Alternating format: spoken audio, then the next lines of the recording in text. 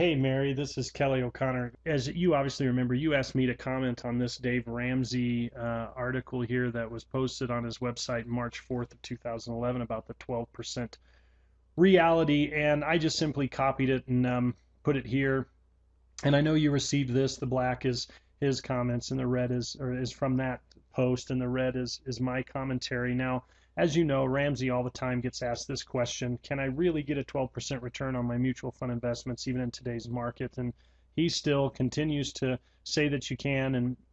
So this article was titled "Where Does It Come From?" And of course, he utilizes the S&P 500 as a barometer of what you can get in your mutual funds. And there's some, there's some things you can take from that, but the S&P 500 is a stock index, and some mutual funds, a lot of mutual funds aren't 100% stock, so you certainly can't expect to get what the S&P actually does. That's why very few mutual funds have ever beaten the S&P, because they often have bonds mixed with them. But nonetheless, we'll go ahead and use his numbers. And he was commenting in this article, as you know, about the lost decade, which is referred to as 2000 and 2009. Now in here, he talks about how from 1990 the S&P averaged 19% annually, and then above that 2000 2009 a measly 1%. And he takes the two together, so 19 plus 1 is 20 divided by the 2 decades would yield you a respectable 10% average rate of return. And this is really where there's a lot of flaw in this article. Now, I don't want to specifically come out and bash Ramsey. That's not the goal of this, because this myth certainly exists outside of him, but he's just such a heavy proponent of it. And I want to dig into some of the math here. Keep in mind, one of the things he tells us in this bold here, that in investing, and this was his bold, I didn't bold it, we can only base our expectations on how the market has behaved in the past, and that is just absolute nonsense. I mean, how silly would it be for GM to stand up and say, hey guys, you need to invest in us because of how good we used to be? No, of course not. They tell you about what's coming up and the expectations of the future and what they're doing. It's 100% about the future. That comment's just goofy. But let's go ahead and take this respectable 10% average. Now, in this particular article, Dave, or whoever wrote this for Dave, does not go into an actual mathematical example, but this is exactly how Dave does this. He does it all over his site, his blogs, his radio show, his books. What he takes is this average, and then calculates that that's what you would earn. So if we took that example, and if we took let's say $100,000 at this 10% for the 20 years, if you calculate that, that's a return of $672,750. Okay, well, that would be great if it were only true, but it's not. There are 3 mistakes that Dave makes. First, average is not a reflection of actual market fluctuation. Second is the impacts of fees, and third is the impacts of taxation. So let's first look at the actual fluctuations. If we actually invested in the S&P 500 for these 2 decades and rode the roller coaster, we lost, we gained, we lost, we gained. Well, on those years that we gained, if we lost before that, our account is earning on a smaller balance. And if we actually rode the roller coaster with our 100,000, we would end up with 473,000. Well, that is significantly different. Look at that as a percentage. That's substantial. So that does provide us a rate of return of 8%. And down here, Dave says, or this individual says, hey, 8%, that's cool with us, but I would take, I have an issue with this part of it. He says, if you would rather project your mutual funds to grow 10 to 8, that's cool with us. Well, you know what?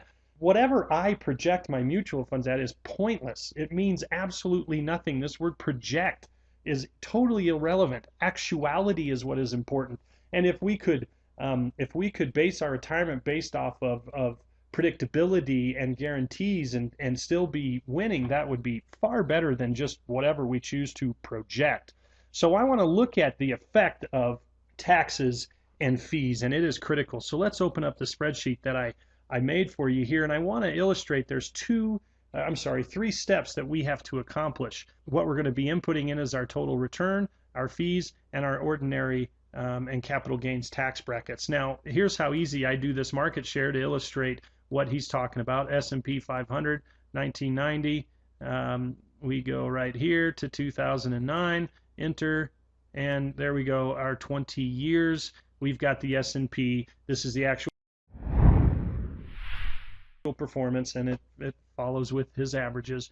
Now, the fees are a little bit different.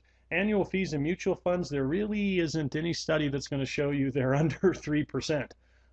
Once you take in transaction fees, 12b1, annual expense, everything, I can show you plenty of studies that go into this, and I won't go into detail. I do want to show you one actual statement here just recently, April 2011, of a client I was meeting with. In this account has about 41,000, and we'll look at these three primarily, and this is pretty cool to do. You just copy the symbol, you head up here to finance.yahoo.com, you click in here and hit get quotes, and then this comes up, and we're going to look at the profile of this one right here. This is this particular mutual fund. In his statement, you're going to notice a couple things. These three expenses are really the same. We don't add these up. We'll give them credit for about 1.9, 12b1 fees, a marketing fee that you pay, and that's great, so they can market the fund, but that most of that goes to commissions for whoever's managing your portfolio, and this is not added on top of this. This is already included within here. However, we do have a couple other fees that need to be calculated because they are not required by the SEC to be reported. Therefore, they definitely choose not to do so. One is money management. Normally, this 12b1, the entire thing does not go to the money manager, so they very well will be adding on top of that additional amount. That will range, therefore, between an additional 1/4 to 0.5% on average. So we'll go ahead and add just 1/4 to that. The second thing we want to take a look at is the annual holdings turnover. Now, what happens here is this represents how often they are flipping or churning or selling the funds, the portfolio within this account. Now, obviously, if they're selling stocks within here, well, there's going to be tax implications to that. And how often do they do that?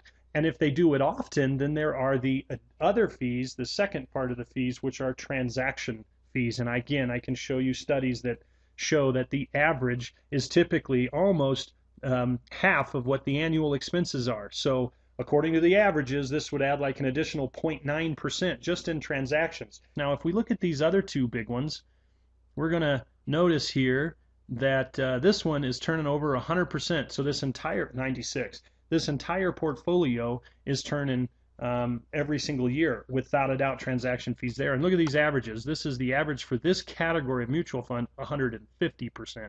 Now the average holding on this one, 50%. So there's certainly some play there. Now, I did create a little spreadsheet here. These are the three mutual funds, 1.9, 1.8, 2.25 is the expense ratio, plus we without a doubt are being conservative here on transaction costs of adding an additional 3/4 in transaction fees for them turning those stocks over. And we've got our total divided by 3, that's our average, and we're adding an additional 1/4 point for your, and that's on the low end for your money manager. So this actual statement right here, this guy's averaging about 3%. I asked him if he was being charged fees, and he said yeah, and I asked him what it was. He said, but I don't know, probably about 1/4. And I asked him if he was happy with that, and he said, yeah, for what he's getting. Well, he was a little shocked to discover he's sitting at about 3%. So if 1/4 or if 1/4% is worth it, is 1% worth it? Is 2%? At what point is it no longer, quote unquote, worth it? And just how much more are you losing when it gets to the reality of being around 3%?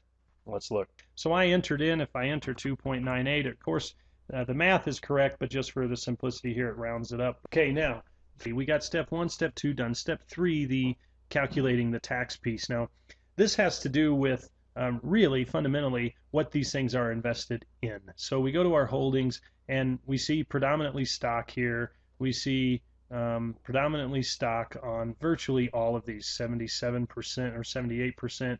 And then this third one, 73%. So we are predominantly stock. Now, just you got to take me at this. Certainly, this passes with any CFP. We've got to allow for some flexibility with the fund manager to be tax efficient, right? If they're turning it over 100% of the time, it doesn't mean we're at 100% ordinary tax. So realistically, if we're sitting at about a 30% for stock-based mutual funds, we're being fair. That's a good position.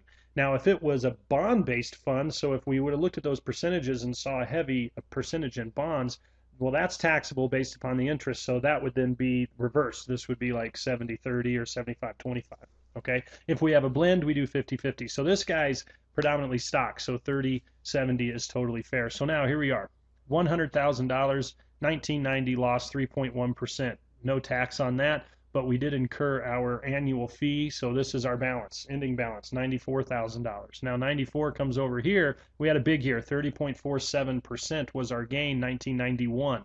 So because we're utilizing 30% of that growth is taxable, that represents 8,594, and we're in a 30% tax bracket is the assumption. Our tax obligation is 2578. So 94,012 grew 30.47%, but we subtracted out our taxes, subtracted out our fees, giving us an ending balance of 116.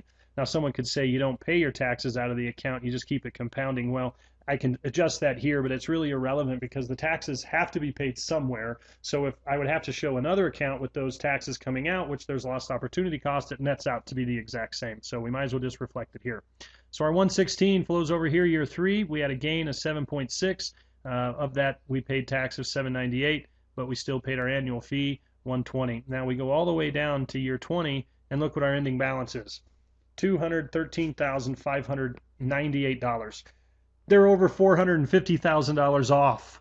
This concept that you get 10% and you end up with $673,000 is horribly flawed, because that is not considering the 3 mistakes that Ramsey made in this article. Market fluctuation, taxes, and fees. Look at what it does to you. Now, if we actually look then at what our ending balance truly is, we're solving for rate, $100,000, no contributions, 20 years. Let's go ahead and do 213,598. 3.87%. Is getting an actual rate of return of 3.87 worth all that risk you took? Is it worth the roller coaster ride and the sleepless nights? Can you easily compete against that in a guaranteed and predictable environment? Yes, you can. So who won? They won, and they won. And how much risk did they take? None. They had no risk whatsoever. They earned really no matter what, right? Mary, this is what we do every day. This here, this is real. This is not just some fancy projection, because we do have market fluctuation, we do have fees, and we do have tax implications. Now, utilizing this type of system certainly makes money for people, and it typically is not for us, the consumer, right? So, Mary, we look forward to continuing our discussion. Thanks for letting me go through some of this, and obviously we're in a position to do better things for you than riding the roller coaster, paying taxes and fees, and you'll significantly outperform this. All right, we'll talk to you soon.